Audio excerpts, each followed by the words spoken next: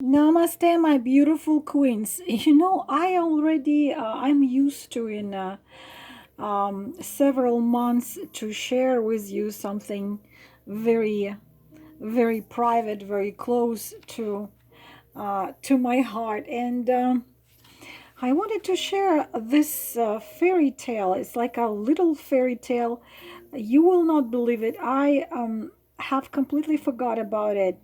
My son Tommy was in kindergarten or in the first or second grade, and he once came and he said, "Mom, can you write a fairy tale? And I will take it to school." I think it was elementary school already, and I have written it, and he brought it to school, and the teacher really loved it, and she called me and told me how much she loved it, and gave it back to me, and I forgot about it. And today I found it many years later. I want to read it to you because I think maybe you'll find something in it you will want to take with you into your heart or tell it to your children. I'll just read it to you. It called The Magic River. Once upon a time, there was a magic river. It was surrounded by the bushes of magic sweet berries. The river loved a little girl who lived in nearby village. Every day the girl came to the river. She swam in the cool, clean water. She ate the berries growing on the bank. She listened to the fairy tales told by river nymphs. She loved the river very much, and the river was happy. But the time went by, and the girl grew and became a young woman. She fell in love with a young man from a city. She rarely came to the river anymore. One day she came to the river again. She was very sad. She sat at the bank. She cried. Her tears fell into the water. The river was very unhappy to see the girl so sad. "What can I do to make you happy?" she asked the girl. "Why don't you swim in my waters? Why don't you eat some sweet berries?" "I don't want to swim, and I don't want berries. I want money to buy pretty dresses. So a man I am in love with would notice me." "I don't have no money," said the river, "but you can take my magic. I will give you the ring from the bottom of my river, and you will have anything you want." The river gave the girl a magic ring. The girl put it on her hand. She took it away and she was smiling again. The river was happy. And the girl went away for a long time. The river was very sad. There was no more nymphs in the water, no more magic.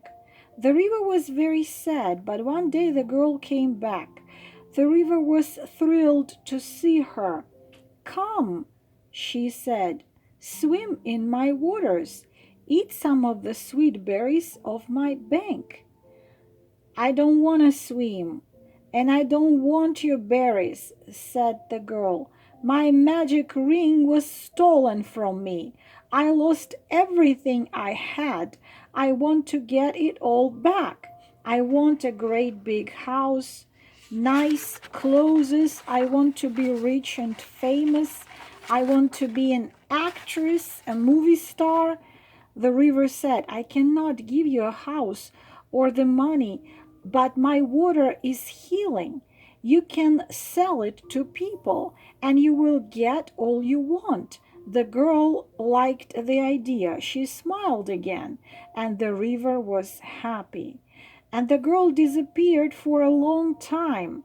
The waters of the river was sold for money to many, many people all over the world. Finally, there was almost nothing left of the river, just a little tiny well which was barely visible to the people. Many, many years had passed, and finally the girl had come again. The river was so very happy. She said, "How wonderful it is to see you again. Drink some of my water. There is very little left. Eat some of my berries. I'm not thirsty and I'm not hungry," said the girl. "I want more money, more fame, and more wealth." "Oh," said the river, "I would do anything just to make you smile. Please gather the berries. They still grow nearby. They also have some magic. They make people not feel hungry and thirsty for a very, very long time. If you sell them, it will give you the fame and the wealth you want so very much." And the girl got the berries, and the girl looked thrilled and smiled, and the river was happy. After then, many, many, many years had passed by. Many winters, many springs, and many summers. The girl didn't come. Very, very little water had left of the river, maybe only half full of a glass. With its last drop, the river would die forever. And the river only had one wish, to see her dearest girl again one last time. And the girl came. It was an old and tired woman. Her hair was gray and her face had deep lines on it. She walked very slowly. She looked very tired. She came to the empty bank where long ago there was big river with its magic water and with nymph and the sweet berries growing around it. The river, which now was a tiny splash of water on the bottom of a tiny well.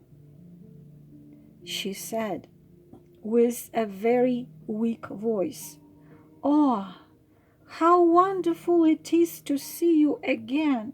Please come closer. I don't have enough water for you to swim in." "I am too old to swim anyway," said the girl. "I don't have the berries to give you to eat." "I am too old to feel the taste anymore," said the girl. "I don't have the nymphs to tell you the fairy tales." "I am too old to believe in them anymore," said the girl. "I am just very sick and old." "I still have some of my healing water," said the river. "Drink of it, and you will return your youth and health." And the girl did just that. And in a moment she was young and healthy again, and the river was happy, but it was gone. It was gone. The girl understood how wrong she was, how selfish and ungrateful she was. She only demanded and wanted, and the river was giving and giving without asking anything in return. And the girl started to cry. She cried and cried and cried, and her tears fell to the ground more and more and more. And suddenly these tears of sorrow and gratitude turned into the magic river of her childhood, with the sweet berries growing on the banks, with the nymphs in the water telling the fairy tales. The girl love and sorrow had brought the river back to life. "Come, girl," she said, "swim in my healing, cool waters.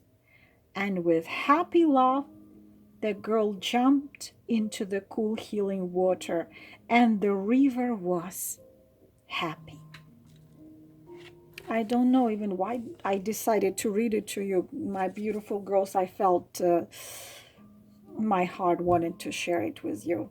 Thank you for listening, my beauties. All the most beautiful things in the world to you.